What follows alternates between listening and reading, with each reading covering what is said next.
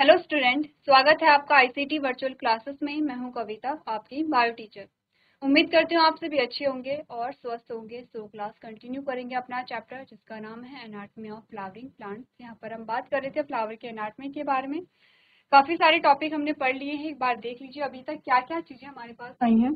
सबसे पहले हमने बात की है इंट्रोडक्शन की, जिसमें आपने देखा टिश्यू क्या होते हैं। ठीक है, टिश्यू के टाइप्स आपने देखे हैं। यहाँ पर आपने कहा ओरिजिन के बेसिस पे हमने देखे हैं और लोकेशन के बेसिस पे हमने देखे हैं कितने प्रकार के टिश्यू आपके पास आते हैं। इसके बाद हमने एक चार्ट देखा था जिसमें आपने प्लांट टिश्यू को देखा, प्लांट टिश्यू कितने प्रकार के होते हैं, सारी चीजें हमने डिस्कस की हैं। नेक्स्ट जो टॉपिक हमारे पास आया था, सबसे पहले आपने इंट्रोडक्शन देखा है, उसी के साथ आपने एक चार्ट यहाँ पे डिस्कस किया था जिसमें हमने कहा था प्लांट टिश्यू कितने प्रकार के यहाँ पर होते हैं। इसी के साथ आपने प्लांट टिश्यू को डिस्कस किया था। नेक्स्ट हम बात कर रहे थे, यहाँ पर हमने कहा कि जो प्लांट होते हैं, प्लांट के बारे में हम हर एक पार्ट के बारे में डिस्कस कर रहे थे, जिसमें हमने कहा सबसे पहले आपने एपिडर्मल टिश्यू के बारे में बात की, यानी कि आप बात कर रहे हैं एपिडर्मिस के बारे में कि रूट की एपिडर्मिस कैसे होती है, लीफ की एपिडर्मिस कैसे होती है और स्टेम की एपिडर्मिस कैसे होती है। ठीक है, नेक्स्ट पार्ट हमारे पास आया था ground tissue system. Ground tissue system में कौन कौन से पार्ट्स आते हैं इसके बारे में हमने बात की थी। और इसके बाद हमने बात की थी यहाँ पर वैस्कुलर टिश्यू सिस्टम के बारे में। वैस्कुलर टिश्यू सिस्टम जो आपका ओपन एंड क्लोज दो टाइप का होता है। इसी के साथ हमने कहा कि यहाँ पर जो वैस्कुलर बंडल है वो फिर से हमारे पास दो प्रकार का आता है। उनके अरेंजमेंट के बेसिस पे रेडियल है, कॉन्जॉइंट है। रेडियल कहाँ पर पाया जाता है, कॉन्जॉइंट कहाँ पर पाया जाता है, ये आपको पता होना चाहिए। क्लियर है? चलिए, अब हमने कहा था यहाँ पर हम बात कर रहे थे कि करके हमने डाइकोटिलडोनस रूट को स्टडी किया था, मोनोकोटिलडोनस रूट को स्टडी किया था। देन हमने बात की है डाइकोटिलडोनस स्टेम के बारे में एंड मोनोकोटिलडोनस स्टेम के बारे में। नेक्स्ट हमने बात की है, यहाँ पर बात की थी नेक्स्ट मोनोकोटिलडोनस स्टेम के बारे में हमने बात की थी। देन हमने बात की डॉर्सो वेंट्रल डाइकोटिलडोनस लीफ के बारे में, यानी कि आपने बात की थी द्विबीजपत्री पत्ती के बारे में। नेक्स्ट हमारा टॉपिक आया था आइसोबाइलेटरल मोनोकोटिलडोनस लीफ, यानी कि आपने बात की थी एक बीजपत्री पौधे के बारे पत्ती के बारे में। अब हम बात कर रहे हैं यहाँ पर सेकेंडरी ग्रोथ के बारे में। सेकेंडरी ग्रोथ में हमने पढ़ा था कि जो आपका वैस्कुलर कैम्बियम है, वैस्कुलर कैम्बियम की एक्टिविटी के बारे में हमने बात की थी और हमने कहा था एक्चुअली में सेकेंडरी ग्रोथ का मतलब है secondary xylem and secondary phloem का फॉर्मेशन। तो जल्द से एक बार रिवाइज कर लेते हैं कि सेकेंडरी ग्रोथ कैसे हुई। आपने कहा कि यहाँ पर आपने कॉन्जॉइंट टाइप का क्या देखा था, यहाँ पे वैस्कुलर बंडल देखा था जो ओपन एंड क्लोज दो प्रकार का होता है। हम बात करेंगे ओपन टाइप की। ओपन टाइप में हमने क्या बात की थी, आपने कहा था प्रकार से, आपने कहा था इस प्रकार से अगर हम वैस्कुलर बंडल की बात करें तो ये है फ्लोएम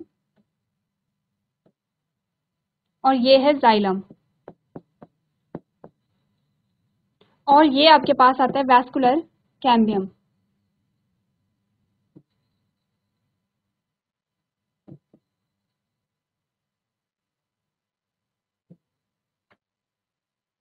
ठीक है, अब हमने कहा था जो वैस्कुलर कैम्बियम है, वैस्कुलर कैम्बियम की एक्टिविटी के बारे में हमने बात की थी कि वैस्कुलर कैम्बियम क्या होगा, यहाँ पे एक्टिव होगा।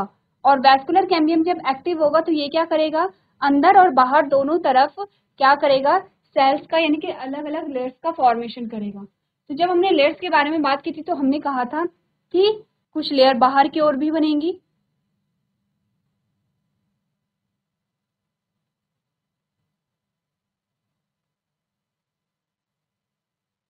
और हमने कहा था कुछ लेयर अंदर की ओर भी बनेंगे इस प्रकार से।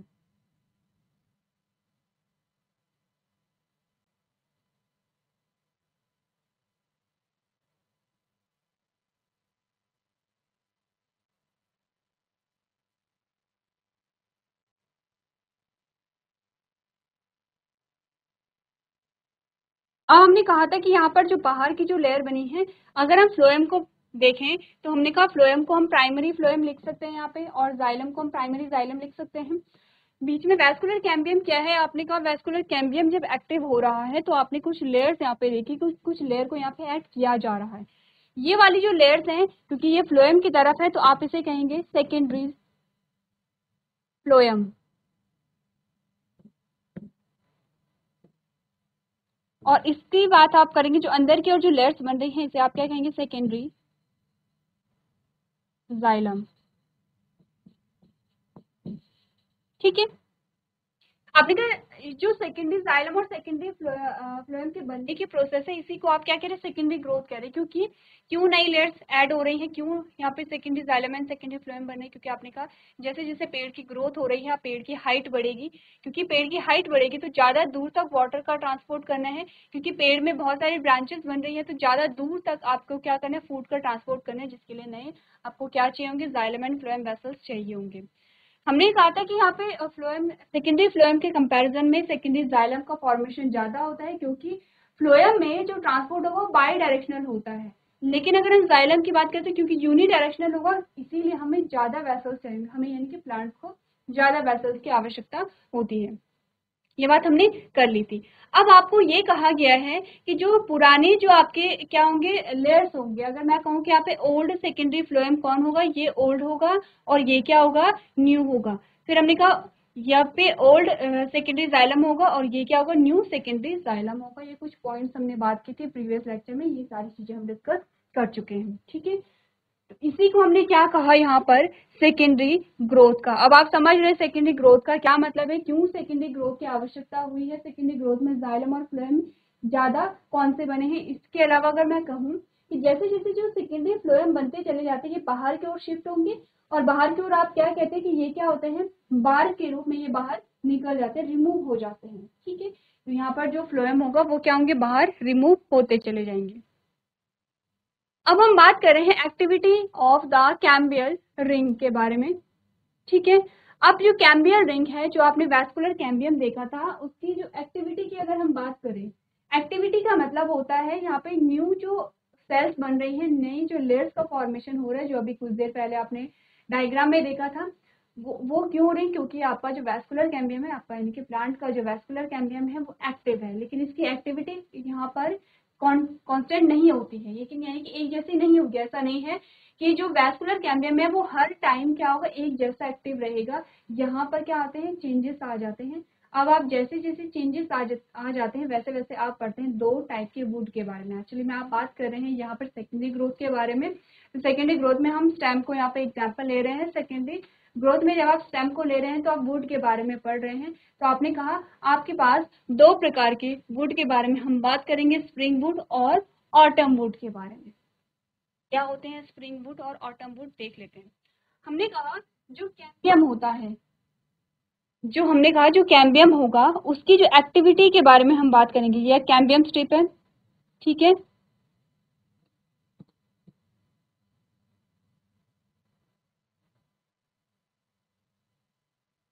ये जो कैम्बियम स्ट्रिप है ये एक जैसे एक्टिव नहीं रहती है, हमें इतना बताया गया है। क्या होता है, अगर हम बात करें स्प्रिंग सीजन में, क्योंकि स्प्रिंग सीजन के बाद क्या होगा, हमने कहा स्प्रिंग सीजन की बात करें तो हमने कहा कैम्बियम क्या होता है, ज्यादा एक्टिव होता है स्प्रिंग सीजन में, ठीक है। जितना ज्यादा एक्टिव होगा उतनी ज्यादा क्या होंगे यहाँ पर, आपने कहा उसी प्रकार से यहाँ पे क्या बनेंगी, इसी प्रकार से यहाँ पे क्या बनेंगी, लेयर्स बनेंगी। तो अगर मैं कहूँ कि यहाँ पर स्प्रिंग सीजन में क्या बनती है, यहाँ पे बड़े बड़े वैसल्स बनते हैं और दूर दूर होते हैं। क्या होंगे, बड़े बड़े वैसल्स बनेंगे और दूर दूर होते हैं, ठीक है। ठीक है, ये सेकेंडरी फ्लोएम बन गया है।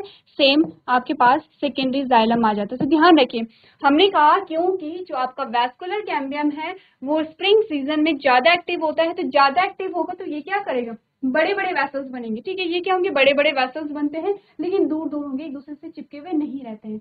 अगर हम ऑटम सीजन की बात करें तो ऑटम में जो यहाँ पर वैस्कुलर कैम्बियम है वो बहुत ज्यादा एक्टिव नहीं होता है, बहुत ज्यादा एक्टिव नहीं होगा। तो हमने कहा यहाँ पर लेयर्स तो बनती है, सेकेंडरी जाइलम और सेकेंडरी फ्लोएम का फॉर्मेशन तो होता है, लेकिन कैसे होंगे, वैसल्स छोटे छोटे होते हैं और चिपके हुए होते हैं, ठीक है।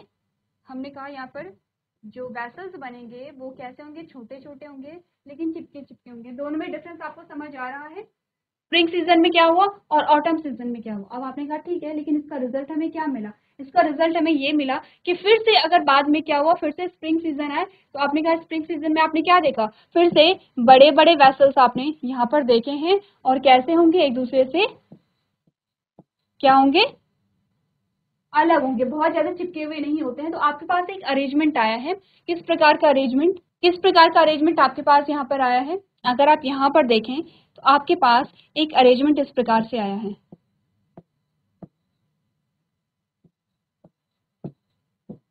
फिर आपने क्या देखे हैं,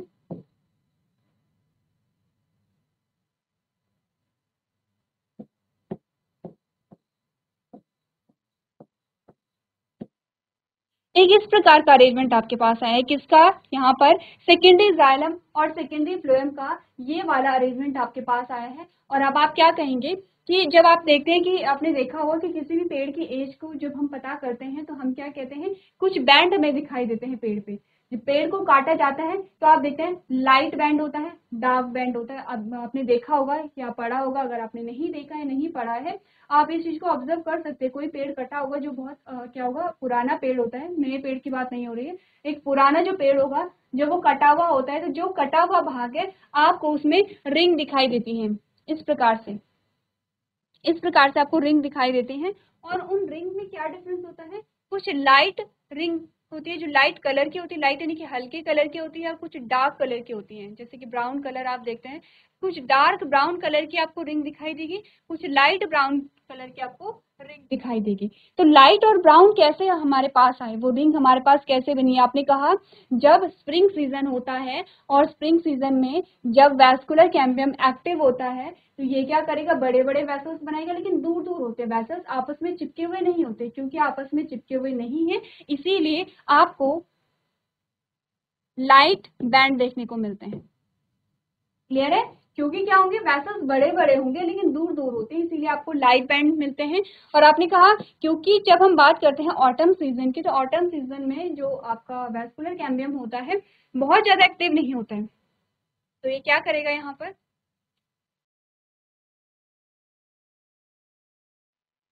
तो हमने कहा क्योंकि यहाँ पर वैस्कुलर कैम्बियम ऑटम सीजन में क्या होता है, बहुत ज्यादा एक्टिव नहीं होता है, वेसल्स बनती हैं, लेकिन कैसी बनती हैं, पतली पतली वेसल्स बनती हैं और आपस में क्या होती है, चिपकी हुई होती हैं। तो आपको क्या मिलता है, डार्क बैंड मिलता है। क्यों मिलता है डार्क बैंड, क्योंकि आपस में चिपके हुए हैं।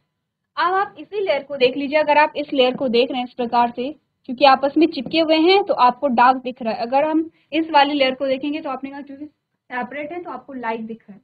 ठीक है, इसीलिए आपके पास दो प्रकार की वुड आती हैं। कौन कौन सी वुड हमारे पास आती है, स्प्रिंग वुड, और हमारे पास दूसरी आती है ऑटम वुड। स्प्रिंग वुड में हमने कहा कि क्या होता है, स्प्रिंग वुड में लाइट बैंड आपको देखने को मिलेंगे और ऑटम वुड में आपको डार्क बैंड देखने को मिलेंगे। एक ही वुड होगी लेकिन उसमें रिंग अलग अलग आपके पास आती हैं, और ये किसका रिजल्ट है, सेकेंडरी ग्रोथ का ही ये रिजल्ट है। तो पढ़ लेते हैं यहाँ पर किसकी एक्टिविटी को, कैम्बियल रिंग की एक्टिविटी को। आपने कहा the cambial ring becomes active, the cambial ring become active and being to cut off a new cells both towards inner and the outer side। आपने कहा जो कैम्बियल रिंग होती है, जो आपका वैस्कुलर कैम्बियम होता है, वो एक्टिव हो जाता है और अंदर की ओर और बाहर की ओर दोनों तरफ क्या करता है, यहाँ पर सेल्स का फॉर्मेशन करने लगता है। बाहर की ओर क्या करेगा, सेकेंडरी फ्लोएम बनाएगा, अंदर की ओर क्या बनाएगा, सेकेंडरी जाइलम का फॉर्मेशन करेगा। The cells which cut off towards pith mature into secondary xylem। ठीक है, पिथ की ओर, अंदर की ओर का मतलब है पिथ, पिथ क्योंकि सेंटर में है, ये पिथ है। आपने कहा ये क्या है, यहाँ पर आपका वैस्कुलर कैम्बियम आता है, तो वैस्कुलर कैम्बियम के अंदर की ओर यानी कि पिथ की ओर की हम बात कर रहे हैं। ठीक है, आपने कहा पिथ की ओर जो सेल्स बन रही हैं उसे आपने क्या कहा, सेकेंडरी जाइलम कहा। The cells which cut off towards the periphery mature into secondary xylem. Periphery का मतलब होता है कि जो बाहर की ओर जो सेल्स बन रही हैं उन्हें आपने क्या कहा, सेकेंडरी फ्लोएम कहा है। The cambium is more active on the inner side than the outer side. ये हमने बात की थी कि जो यहाँ पर सेल्स की जो लेयर बनेगी वो अंदर की साइड ज्यादा बनेगी, क्योंकि सेकेंडरी जाइलम का फॉर्मेशन ज्यादा यहाँ पर होता है। As a result the amount of secondary xylem produce is more than the secondary phloem. The primary and secondary phloem gets gradually crushed due to the continued formation and accumulation of secondary xylem। आपने कहा क्या होता है, देखिए primary and secondary phloem दोनों की बात हो रही है। प्राइमरी यानी कि प्राथमिक और द्वितीय जो फ्लोएम होता है वो धीरे धीरे क्रश हो जाते हैं, जैसे जैसे बाहर की ओर होगा आप देखते हैं कि जो पेड़ होती है, पेड़ की छाल निकलने लगती है, खुद ही निकलती है, क्योंकि क्या होता है यहाँ पर कंटिन्यू सेकेंडरी जाइलम ऐड होता चला जाएगा और जो सेकेंडरी और प्राइमरी फ्लोएम है वो बाहर की ओर आता चला जाएगा। जैसे जैसे बाहर की ओर आएगा वो डेड होगा और वो पेड़ से रिमूव हो जाता है। At some places the cambium forms a narrow band of a parenchyma which pass through the secondary xylem, the secondary phloem in the radial direction। ठीक है, ये हमने बात की है। अब हम बात कर रहे थे spring would and autumn would के बारे में। बात कर लेते हैं क्या होती है spring would and autumn would. आपने कहा cambium is very active during the spring season. ठीक है, क्यों स्प्रिंग सीजन में एक्टिव होता है ये भी आपसे पूछा जा सकता है। ठीक है, हमने कहा क्योंकि जब समर सीजन आएगा, समर सीजन में ज्यादा जरूरत है किसकी, जाइलम वेसल्स की, क्योंकि समर सीजन में ज्यादा वाटर का क्या होगा, ट्रांसपोर्ट होगा। तो इसीलिए क्या होता है, जो स्प्रिंग सीजन होता है वहां पर ज्यादा जरूरत होती है, इसीलिए वो जो आपका वैस्कुलर कैम्बियम होगा वो ज्यादा एक्टिव यहाँ पर होता है। ठीक है, तो हमने कहा cambium is very active during the spring season but less active during the winter. क्योंकि क्यों होगा विंटर में लेस एक्टिव, क्योंकि विंटर में बहुत ज्यादा पानी की आवश्यकता नहीं है, बहुत ज्यादा पानी का ट्रांसपोर्ट नहीं करना पड़ेगा, इसीलिए वैस्कुलर कैम्बियम क्या होता है, लेस एक्टिव होता है। ऐसा नहीं होगा कि इनएक्टिव है, यानी कि सक्रिय रहेगा लेकिन कम सक्रिय रहेगा। Hence, during spring, a large number of xylem elements are formed having a wider vessels। आपने क्या बोला, wider vessels का मतलब होता है ये vessels आपस में जुड़े हुए नहीं है, क्या है आपस में इनके क्या है, अलग अलग है, दूर दूर है। ठीक है, तो आपने बोला hence during spring, spring season के दौरान जो जाइलम वेसल्स हैं, जाइलम वेसल्स बहुत ज्यादा बनते हैं लेकिन कैसे होंगे, वाइडर होंगे। During winter less xylem elements are formed having a narrow vessels. आपने कहा कि क्योंकि सर्दियों के दौरान यानी कि ऑटम में क्या होगा, जो जाइलम वेसल्स है, जाइलम वेसल्स का फॉर्मेशन कम होता है लेकिन कैसे से नैरो होती है, पतली होती है, आपस में सटे हुए होते हैं। The wood form during the summer is called spring would. आपने कहा कि समर में या स्प्रिंग सीजन के दौरान जिस लकड़ी का, जिस वुड का निर्माण होता है उसे आप स्प्रिंग वुड कहते हैं। The wood form during the winter is called autumn would. ऐसी वुड जिसका फॉर्मेशन विंटर में होता है या ऑटम सीजन में होता है उसे आप ऑटम वुड कहते हैं। The two kinds of wood appear as a alternate concentric ring in a transverse section of a trunk of a tree। आपने कहा कि दोनों प्रकार की जो हमारे पास लकड़ी आती है, ऐसा नहीं है कि एक पेड़ में स्प्रिंग वुड पाई जाएगी और एक पेड़ में आपको ऑटम वुड मिलेगी, ऐसा नहीं होता। एक ही पेड़ में दोनों चीजें आपको मिलती हैं, सीजन के अकॉर्डिंग बनती है। इसीलिए कहा जाता है कि हमें पेड़ की एज कैसे पता चलती है, इन रिंग्स के थ्रू ही पता चलती है। आपने कहा कि एक सीजन में क्या होगा, जैसे कि एक सीजन में आपने स्प्रिंग वुड देखी, फिर दूसरे सीजन में ऑटम वुड देखी, फिर दूसरा सीजन जब आया, दूसरा जब नेक्स्ट ईयर जब आया, नेक्स्ट ईयर में भी आपको क्या मिलेंगी, 2 रिंग मिलेंगी। तो आप क्या कह सकते हैं, हम कह सकते हैं कि एक साल में आपको 2 रिंग यहाँ पर मिल रही है, एक डार्क है और एक लाइट है। ठीक है, तो हमने क्या कहा, there are called annual rings and provide information about the age of tree. ये जो एनुअल रिंग होती हैं ये हमें क्या करती हैं, पेड़ की एज के बारे में बताती हैं। ठीक है, क्लियर इतनी बातें। तो एक बार सारी चीजों को आप एक बार स्टडी कर सकते हैं और इम्पोर्टेंट जो नोट्स है, पॉइंट्स है, उन्हें नोट कर सकते हैं।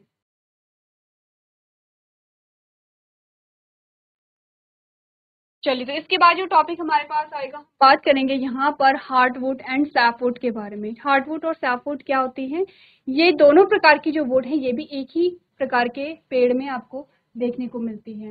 ठीक है, हार्डवुड और सैपवुड के बारे में अगर हम थोड़ा सा आइडिया ले तो हमने कहा ये आपका क्या है, वैस्कुलर कैम्बियम आता है, और वैस्कुलर कैम्बियम के बाहर की ओर हमने क्या कहा था, यहाँ पर सेकेंडरी जाइलम आएगा। ठीक है, इस प्रकार से ये सेकेंडरी जाइलम है, प्राइमरी और सेकेंडरी जाइलम है, और अंदर की ओर आपके पास क्या आते हैं, प्राइमरी और सेकेंडरी। ये आपके पास बाहर की ओर प्राइमरी और सेकेंडरी फ्लोएम आएगा। ये क्या है, प्राइमरी एंड सेकेंडरी फ्लोएम है। ठीक है, और ये आपके पास क्या आते हैं, प्राइमरी एंड सेकेंडरी जाइलम आते हैं। अब यहाँ पर क्या होता है, जो इनर जाइलम होगा, इनर सेकेंडरी जाइलम, ध्यान रखिए हम क्या बात कर रहे हैं, इनर सेकेंडरी जाइलम की बात कर रहे हैं। जो इनर सेकेंडरी जाइलम होता है वो कैसा हो जाता है, डेड हो जाता है। ठीक है, ये डेड होगा, और ये जो आउटर सेकेंडरी जाइलम होगा वो कैसा होगा, लिविंग होगा। तो हमने कहा कि जो यहाँ पर हार्डवुड और सैपवुड होते हैं, जो यहाँ पर इनर सेकेंडरी जाइलम है वो क्योंकि डेड है तो इसे हम क्या कहते हैं, हार्डवुड कहते हैं। और जो यहाँ पर सेकेंडरी जाइलम है, जो आउटर सेकेंडरी जाइलम होगा, इसे हम क्या कहेंगे, क्योंकि लिविंग है तो इसे हम क्या कहते हैं, सैपवुड कहते हैं। तो हार्डवुड और सैपवुड के बारे में हम और ज्यादा डिटेल में बात करेंगे, यहाँ पर किस प्रकार से क्यों इनर सेकेंडरी जाइलम डेड हुआ है, इसके रीजन हम जानेंगे। तो इसके लिए आपको क्या करना है, टॉपिक को एक बार आप लोग घर से पढ़ करके लेके आएंगे, जो चीजें हमने डिस्कस की हैं वो भी आप लोग घर में रिवाइज करेंगे। तो आज के सेशन में हम इतना ही करेंगे। अभी तक क्लास में बने रहने के लिए आपका धन्यवाद।